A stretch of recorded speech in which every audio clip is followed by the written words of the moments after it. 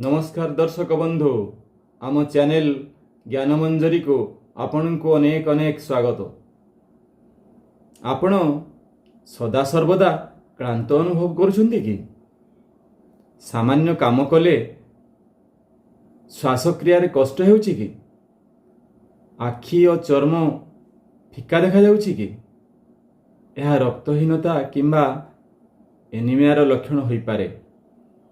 आज भिडियो रे आमे जानिबा रक्तहीनता कौन, यार कारण कौन, घरोई उपचार कौन, आयुर्वेदिक होमियोपैथिक प्रतिकार एवं सतर्कतामूलक पदक्षेप विषय रे आमे आलोचना करिबा।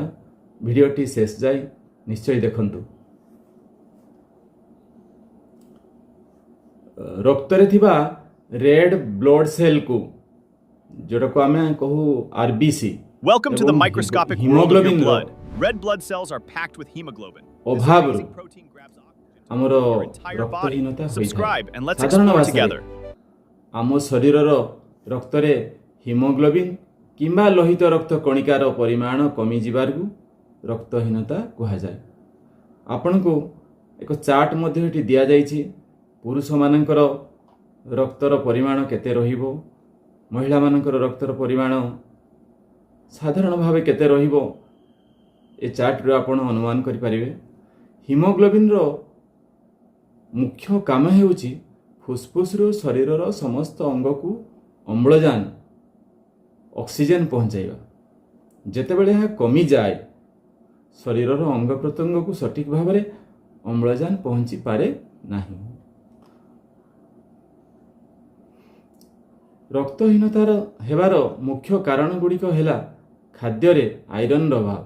खाद्य रे आमे जो खाद्य ग्रहण करूचे सेथिरे आयरन कम परिमाण रो थिले रक्तहीनता होई थाए। विटामिन B12 और फोलिक एसिड रो अभाव रो मध्य रक्तहीनता होई थाए। महिला मानकर मासिक धर्म समय रे अधिक रक्तस्राव किंबा दुर्घटना जोगु रक्तक्षय होई थाए। गर्भावस्था रे गर्भवती महिला मानकठारे आयरन रो चाहिदा बढ़ी जाय थाए। पेटरे कुर्मी हेबा द्वारा रक्तहीनता देखा जाए, कारण शरीर रो पोषक तत्व को एमाने शोषी नहीं थांते।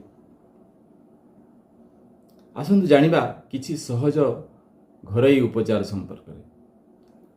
आपण बीटरूट और गाजर कथा निश्चय शुणिथिबे, बाजार रे भी देखिथिबे। बीटरूट और गाजर जूस पीवा द्वारा हिमोग्लोबिन द्रुत गति रे वृद्धि पाई थाए। साग सबुज परिबा पालंग साग, कलम साग एवं बाइगण रे प्रचुर परिमाण रे आयरन थाए। प्रतिदिन सकाळे ओदा किसमिस, खजुरी और डालिंब खाइबा द्वारा शरीर रक्तहीनता दूर होइथाए। गुड़ चना, भजा चना सह गुड़ खाइबा एक बहुत पुराना प्रभावशाली उपाय। आयुर्वेद रे अनेक जड़ीबूटी औषध अछि। आयुर्वेद रे रक्तहीनता को पांडु रोग कहा जाए। यार किछि प्रभावशाली औषध कथा एठारे आलोचना करा जाउछि।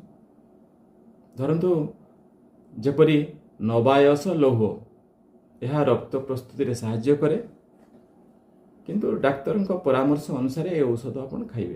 अँला, हरिडा, त्रिफला अँला रस रे आयरन एवं विटामिन सी थाए, जहाँ आयरन शोषण रे साहाय्य करिथाए। पुनर्नवा यह शरीर रे नूतन रक्त कणिका तैयारी करिवारे साहाय्य करिथाए। पतंजलि रो हेमोग्रिट भाइटाल बोली गोटे औषध अच्छी, सी मध्य रक्त तैयारी करिवारे बहुत सहायक होइथाए। सेमती आपणकर होमियोपैथिक रे मध्य रक्तहीनता पई अत्यंत सुरक्षित औषध सब अच्छी। जेपरी फेरम मेटालिकम दुर्बलता एवं मुह फिका पड़ जाउथिले यह बहुत लाभदायक औषध। चाइना बा सिंकोना ऑफ अधिक रक्तस्राव जो होइतबा दुर्बलता पई यह श्रेष्ठ औषध। फेरामफॉस 6x यह रक्त रे हिमोग्लोबिन मात्रा बढ़ाइबारे साहाय्य करे, किंतु ए सब औषध ଜଣେ ସ୍ୱୀକୃତିପ୍ରାପ୍ତ ଡାକ୍ତରଙ୍କ ପରାମର୍ଶ ଅନୁସାରେ ଆପଣ ଖାଇବେ। ରକ୍ତହୀନତାରୁ ରକ୍ଷା ପାଇବା ପାଇଁ କିଛି ସତର୍କତାମୂଳକ ପଦକ୍ଷେପ ଆପଣ ନେଲେ ଏଥିରୁ ନିଶ୍ଚିତ ରକ୍ଷା ପାଇପାରିବେ। ଯେପରି ଚା ଓ କଫିରୁ ଦୂରେଇ ରୁହନ୍ତୁ। ଯେପରି ଖାଇବା ତୁରନ୍ତ ପରେ ପରେ ଚା କିମ୍ବା କଫି ପିଅନ୍ତୁ ନାହିଁ। ଏହା ଶରୀରକୁ ଆଇରନ୍ ଗ୍ରହଣ କରିବାରେ ବାଧା ଦିଏ। ଭିଟାମିନ୍ ସି ଯୁକ୍ତ ଖାଦ୍ୟ, ଆଇରନ୍ ସହ ଲେମ୍ବୁ, କମଳା ପରି ଭିଟାମିନ୍ ସି ଯୁକ୍ତ ଖାଦ୍ୟ ଖାଆନ୍ତୁ, ଯାହାଦ୍ୱାରା ଆଇରନ୍ ଶରୀରରେ ସହଜରେ ଶୋଷିତ ହୋଇପାରିବ। କୃମିନାଶକ ଔଷଧ ବର୍ଷକୁ ଥରେ କିମ୍ବା ଡାକ୍ତରଙ୍କ ପରାମର୍ଶ ଅନୁସାରେ ଖାଆନ୍ତୁ। ନିୟମିତ ରକ୍ତ ପରୀକ୍ଷା କରନ୍ତୁ। ନିୟମିତ ବୋଇଲେ ବର୍ଷକୁ ଅତ୍ୟନ୍ତ ଥରେ CBC କମ୍ପ୍ଲିଟ୍ ବ୍ଲଡ୍ କାଉଣ୍ଟ ପରୀକ୍ଷା କରାଇ ହିମୋଗ୍ଲୋବିନ୍ ଯାଞ୍ଚ କରନ୍ତୁ। ଆଶା କରୁଛୁ ଆଜିର ଏହି ତଥ୍ୟପୂର୍ଣ୍ଣ ଭିଡ଼ିଓଟି ଆପଣଙ୍କୁ ଭଲ ଲାଗିଥିବ।